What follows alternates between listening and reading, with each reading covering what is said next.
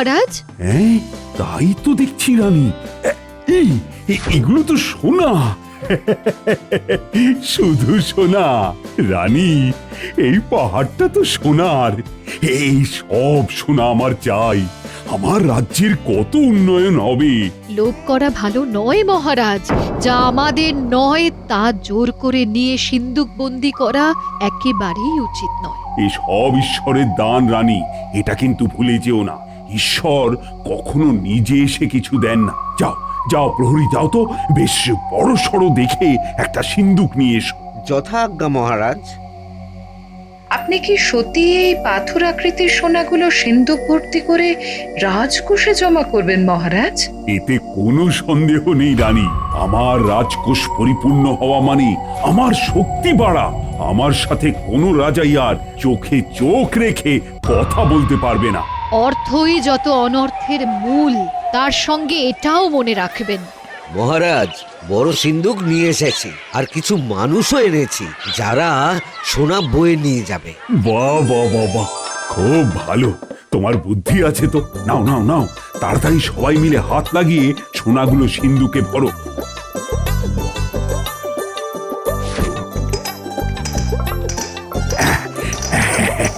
সব সব আমার। একবার সন্ধান যখন পেয়েছি, তখন এই পাহাড় আমার আমার। কত আমার আমার করবেন না মহারাজ, কিছুই আপনার নয়। কি কি হচ্ছে সব? পাহাড় কাঁপছে কেন? মহারাজ, মহারাজ, পাহাড়ে ধস নেমেছে। ওই দেখুন, পাথরের চাই কি দ্রুত আসছে। প্রকৃতির আক্রোশে পড়েছেন আপনি মহারাজ, আর কোথাও পালাবার জায়গা নেই। আমরা সবাই পাথরের আঘাতে চূর্ণ বিচূর্ণ হয়ে যাব। মহারাজ, এই দেখুন সোনার পাথরগুলোর আর কোনো জৌলস নেই। কোনো আর সোনা নেই মহারাজ। কি করে হলো? কি ইন্দ্রজাল নাকি নাকি কোনো জাদুকরের জাদুর ভেলকি? এগুলো সব ছিল মহারাজ আপনার দৃষ্টিভ্রম, দেখার ভুল। পাহাড় কাঁপছে, ভূমিকম্প। রানীমা, রানীমা সাবধান, পাহাড়ে ধস নামছে। সাবধান, একটা পাথর গড়িয়ে আসছে রানী। রানী রানী, এই তো তুমি কোথায়? এই তো আমি এখানে। উফ, উফ, কি হয়েছে মহারাজ? কি ভয়ঙ্কর এক স্বপ্ন। আমাকে একটু জল দাও। তেষ্টায় একদম গলাটা শুকিয়ে গেছে। দাসী, দাসী, দাসী, খুব তাড়াতাড়ি মহারাজের জন্য পানীয় জল নিয়ে এসো। যথাজ্ঞা রানীমা। আপনার কি হয়েছে? কি স্বপ্ন দেখেছেন?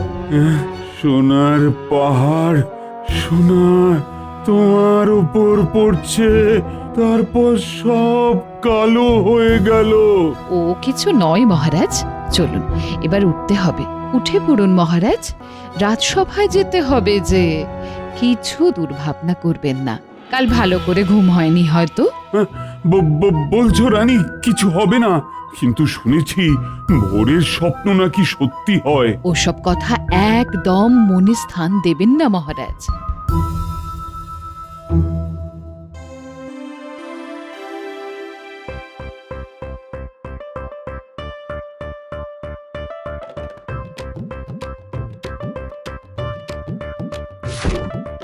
গিন্নি, গিন্নি, আরে বাজারের থলেটা রাখো, ভেতরে মাছ আছে। আসছি আসছি। বলি হ্যাঁ গো, বাজার থেকে আজ কি মাছ এনেছো? হ্যাঁ, ইলিশ মাছ। মা, সত্যি বলছো তুমি? ইলিশ মাছ এনেছো? হ্যাঁ, কেন অবাক হবার কি হলো? অবাক হব না। আজ আমি স্বপ্ন দেখলাম তুমি বাজার থেকে ইলিশ মাছ নিয়ে এসেছো, আর সত্যি সত্যি তুমি একটা গোটা ইলিশ নিয়ে এলে। আমার স্বপ্ন সফল হলো গো। ওহ, কি আনন্দ হচ্ছে না আমার, কি বলবো। তার মানে ভোরের স্বপ্ন সফল হয়। যত সব ভুলভাল কথা। যাকে তুমি তাড়াতাড়ি ভাত বাড়ো আর জমিয়ে ইলিশ মাছটাকে রাঁধো দেখি, রাতে জমিয়ে খাবো, কেমন? আচ্ছা গো, আচ্ছা। তাহলে আমি স্নান করে আসি।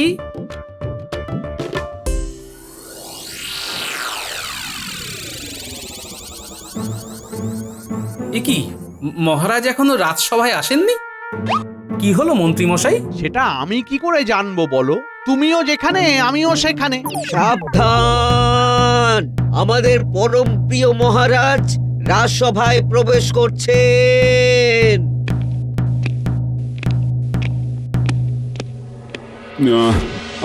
আমার দেরি হওয়ার জন্য সবার কাছে আমি আন্তরিকভাবে ক্ষমা প্রার্থনা করছি। না মহারাজ, দেরি তো সবার হতেই পারে, কারণ না থাকলে কি আর দেরি কেউ স্বইচ্ছায় করে মহারাজ? কি বলুন মন্ত্রী মশাই? আমি আজ তোমাদের কিছু বলতে চাই। একটা দুঃস্বপ্ন আমাকে এমন নাড়িয়ে দিয়েছে যে আমি একেবারে দিশেহারা হয়ে গেছি। তার মানে আপনার স্বপ্ন বিভ্রাট হয়েছে মহারাজ। কি স্বপ্ন দেখেছেন সেটা বলতে হবে। আমি স্বপ্নে দেখলাম আমি একটা সোনার পাহাড় ঘেরা উদ্যানে বেড়াতে গেছি। কি মনোরম জায়গা, পায়ের নিচে সোনার পাথর। তারপর ওই সোনার পাথরগুলো সিন্ধুকে করে নেব বলে প্রহরীকে দিয়ে সিন্ধুক আনালাম।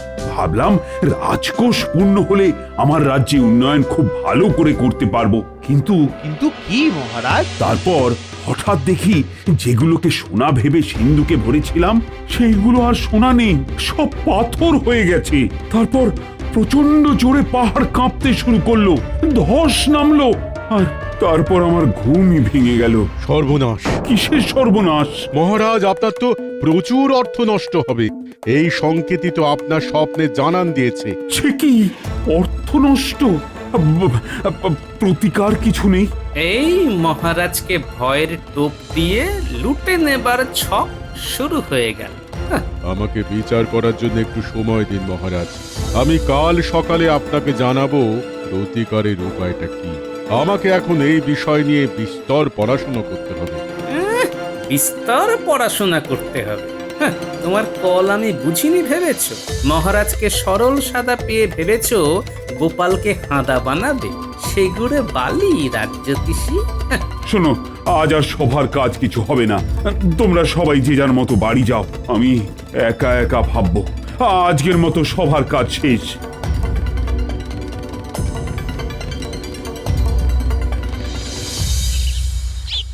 এতক্ষণে এলে? আমি সেই কখন থেকে অপেক্ষা করছি। আরে গোপাল তো ইটুলির মতন আমাদের সঙ্গে আটকে ছিল। খুব কায়দা করে ওকে ভড়কি দিয়ে আসতে হয়েছে। যাকে আমাদের কথাবার্তা শুরু হোক। আমরা কি এখানেই কথাবার্তা শুরু করব? মন্ত্রীমশাই, আপনার বাড়িতে গিয়ে আলোচনা করাটা আমাদের সবার পক্ষেই ভালো। নইলে গোপাল চীনে জোকের মতন আমাদের পিছনে পড়ে যাবে। তাহলে চলো আমার বাড়ি, ওখানে মুড়ি খেতে খেতে সব আলোচনা হবে। খুব আলোচনা চলছে। তোমাদের কথাতে তো কোনো আলোই নেই, সবটাই চোনা। কি জন্য তোমরা তিন মূর্তি এক হয়েছো আমার বুঝতে বাকি নেই। চলো চলো চলো, সবাই আমরা মন্ত্রীমশাইয়ের বাড়িতে যাই, চলো। আমি তোমাদের কাজ ছাড়া করছি না। মহারাজকে ভয় দেখিয়ে মহারাজের ঘাড় ভাঙা আমি বার করছি। তোমরা যাবে যেথায় সেথায় যাব, ফুলে ফুলে উড়ে মধু খাবো।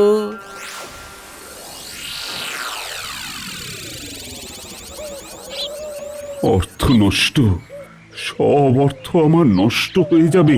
তাহলে তাহলে আমার রাজ্য কিভাবে চলবে? না না না না, এ অসম্ভব। যে কোনো কিছুর বিনিময়ে আমাকে এর প্রতিকার করতেই হবে। কিসের প্রতিকার মহারাজ? ও, তুমি রানী, সকালে স্বপ্নটা নিয়ে খুব ভাবছি। রাজজ্যোতিষী বলল ওই স্বপ্ন দেখার অর্থ হলো বিরাট অর্থনাশ। আমি খুব চিন্তায় আছি রানী। আপনি অহেতুক ওইসব নিয়ে ভাবছেন। কিচ্ছু না, এসবের কোনো মানেই নেই। না রানী, মানে আছে আছে। ভোরের স্বপ্ন, আমার ক্ষতি হবেই। কাল দেখি রাজজ্যোতিষী কি প্রতিকারের বিধান দেয়। আপনি ভয় পাবেন না মহারাজ, আপনি রাজা। সবকিছু যুক্তি দিয়ে বুদ্ধি দিয়ে ভাববেন। মনে রাখবেন, আপনার দিকে তাকিয়ে আছে হাজার হাজার প্রজা। আচ্ছা মহারাজ, গোপালের কি মত? এই সম্পর্কে গোপাল আপনাকে কিছু জানায়নি? এই সম্পর্কে গোপাল আবার কি বলবি? স্বপ্ন নিয়ে কথা বলা কি চারটিখানি কথা? কত পড়াশুনো করতে হচ্ছে রাজজ্যোতিষীকে।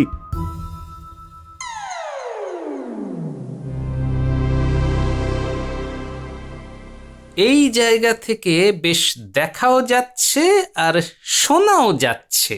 আমি তো সারা রাত ধরে বই পড়ে প্রতিকারের উপায় বার করব বলেছিলাম। পড়বে তো ঘন্টা, বাড়ি গিয়ে ভালো করে শুয়ে 10 ঘন্টা ঘুমিয়ে নেবে। প্রতিকারের উপায়টা এক্ষুনি আমাদের আলোচনার মাধ্যমেই চলে আসবে। মাথায় এসে গেছে, মহারাজকে বলতে হবে ব্রাহ্মণ সেবা, মানে 1 মাস ধরে ব্রাহ্মণ সেবা করলে এই সমস্যা থেকে মুক্তি পাবে।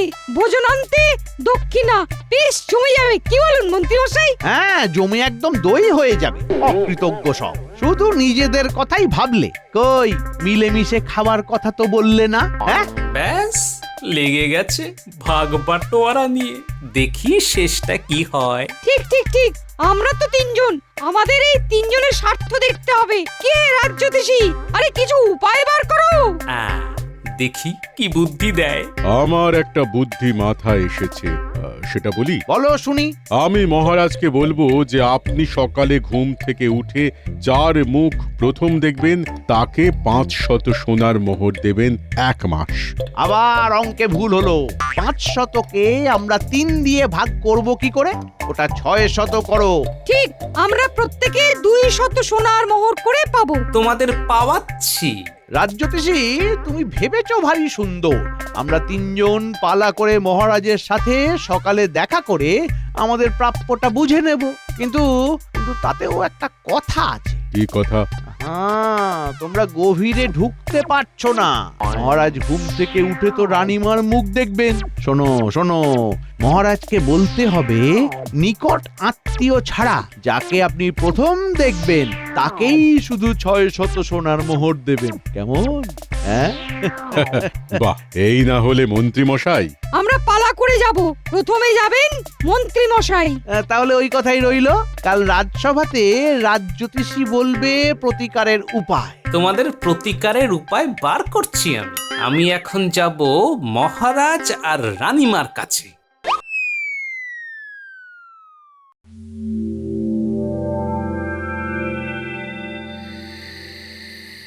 রানীমা, গোপাল দাদা এসেছে। মহারাজ আর আপনার সাথে কিছু আলোচনা করতে। আবার কি হলো? নিশ্চয়ই কিছু কথা আছে। গোপাল তো অহেতুক সময় নষ্ট করতে আসবে না। পাঠিয়ে দাও। যথা আজ্ঞা মহারাজ।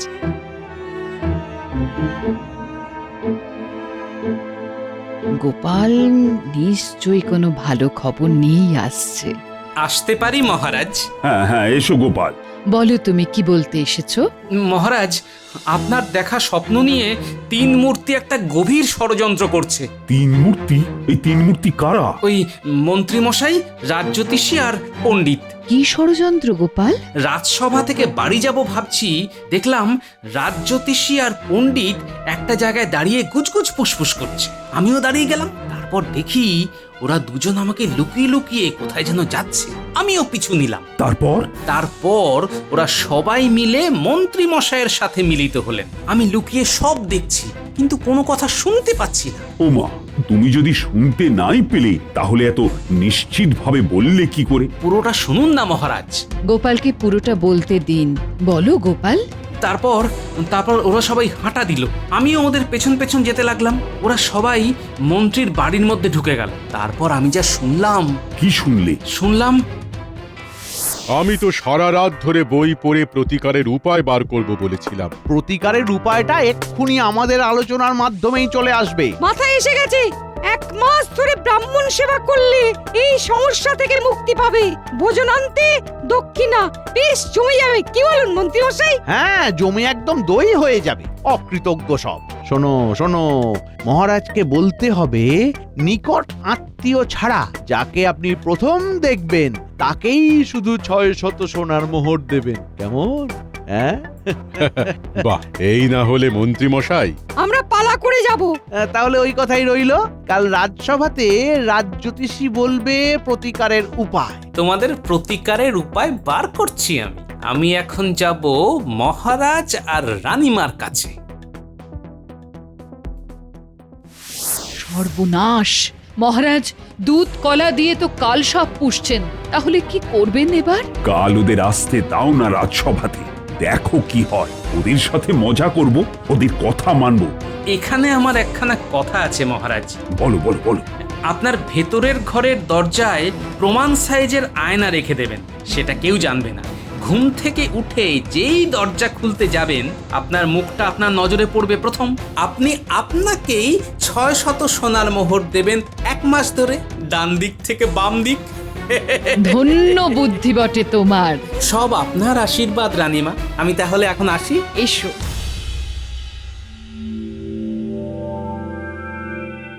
আহ, কি মধুর ইলিশের গন্ধ। গিন্নির রাধার হাতটা বড় খোলতাই হয়েছে। কেমন ইলিশ ইলিশ করছে আমার মন। কি গো, ইলিশের খুব তারে খুশি পার দেখছি, হচ্ছে হ্যাঁ? চা- কিছু ঘটেছে নাকি, হ্যাঁ? ঘটেছে মানে আজ 3 জনের ঘেঁটি ধরে ফেলেছি, মহারাজকে জানিয়েও দিয়েছি।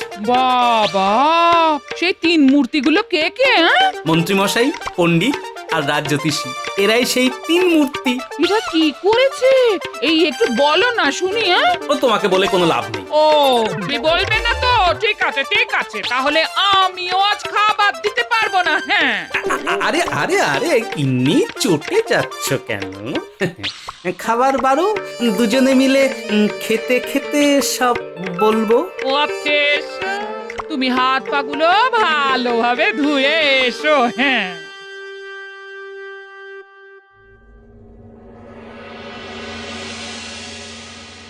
রাজ্যোতিষী, তুমি প্রতিকার কিছু পেলে? পেয়েছি মহারাজ, একটা সুন্দর প্রতিকার পেয়েছি।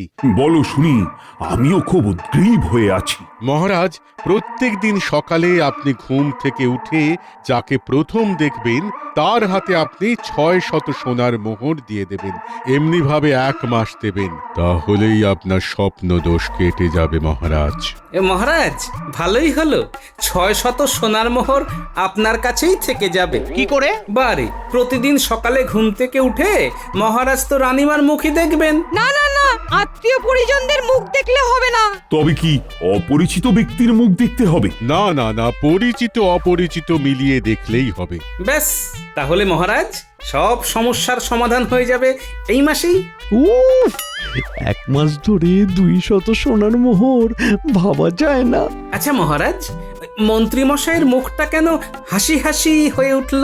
কি মন্ত্রীমশাই, আপনি 600 সোনার মোহরের জন্য ভোর রাত থেকে মহারাজের ঘরের চারপাশে ঘুরবেন নাকি? কি বললে গোপাল? আহা, রেগে যাও কেন, শান্ত হও। সব তো মিটেই গেল, এবার দেখাই যাক না কার কার ভাগ্যে 600 মোহর নাচছে। শোনো, মন দিয়ে শোনো। কাল ভোর রাতে পণ্ডিত, তুমি মহারাজের ঘরের দরজায় কড়া নেড়ে মহারাজের ঘুম ভাঙাবে। ঠিক আছে, এই কিন্তু মানে কি বলবো, অত সকালে মহারাজকে ঘুম ভাঙিয়ে, আরে কিছু সমস্যার কথা তো বলতে হবে। বলবে তো তুমি তুমি তুমি বলবে যে হ্যাঁ, তোমার পাঠশালার ছাদ ফুটো হয়ে গেছে, ছাত্ররা বসতে পারছে না, রাজসভায় আলোচনা করলে মন্ত্রীমশাই খুব ধমকান। বাহ, খুব সুন্দর। তাহলে ঠিক আছে, ওই কথাই রইলো।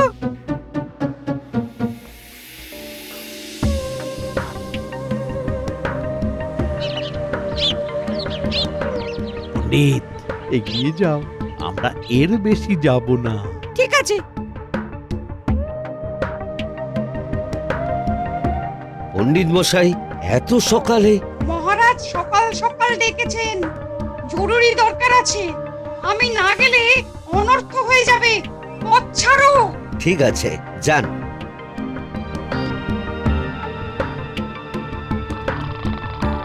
মহারাজ, মহারাজ! রানী, পণ্ডিত এসেছে। তাহলে উঠে পড়ুন আর আয়নায় আপনার মুখ দেখে নিন। ওরা তো জানে না যে আমি সব জেনে গেছি। মহারাজ! আমি পণ্ডিত, আপনার সাথে খুব দরকার। দাঁড়াও, দরজা খুলছি। বাহ, গোপালের জবাব নেই। ইস, আর কিছু আগেলেই তো 600 সোনার মোহরটা পেয়ে যেতে। আমার আসার আগেও কেউ এসেছিল? কে সে? গোপাল? না না, সে আমার পরিচিত, আর তোমারও অপরিচিত নয়। কে সে? সেটা এখন বলা যাবে না, সবকিছু রাজসভাতেই বলবো।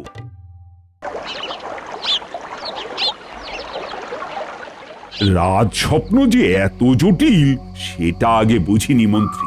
ভাগ্যিস স্বপ্নটা দেখেছিলাম, তাই কিছু মানুষকে ভালো চিনে নিলাম। মহারাজের গলাটা কেমন যেন লাগছে। পণ্ডিত, তুমি জিজ্ঞেস করলে না কার মুখ দেখে আমি ঘুম থেকে উঠেছি? আমি আমার মুখ দেখেই ঘুম থেকে উঠেছি, তাই 600 সোনার মোহর আমি নিজেকেই দিলাম। আপনি এইসব ঘটনাগুলো জানলেন কি করে? কি করে আর জানলাম? আমার আছে গোপাল, আর গোপাল আছে বলেই এ যাত্রায় পুরল না কপাল। গোপালের কথা মতো আমার ঘরের দরজায় পেল্লাই পেল্লাই আয়না লাগিয়ে দিলাম, আর ঘুম থেকে উঠে নিজের মুখ নিজেই দেখলাম। কি হে মন্ত্রী, 500 সোনার মোহরকে কি করে 3 ভাগ করা যায়? তাই 600 সোনার মোহরকে 3 জনের ভাগে 200 করে সোনার মোহর। মানে মহারাজ, মহারাজ খুব ভুল হয়ে গেছে, ক্ষমা ক্ষমা করে দিন মহারাজ। ক্ষমা? তুমি পণ্ডিত আর রাজজ্যোতিষী, তোমরা তোমাদের পেশাকে অপমান করেছো, ছোট করেছো। তোমাদের আমি আমার রাজ্য থেকে বহিষ্কার করলাম।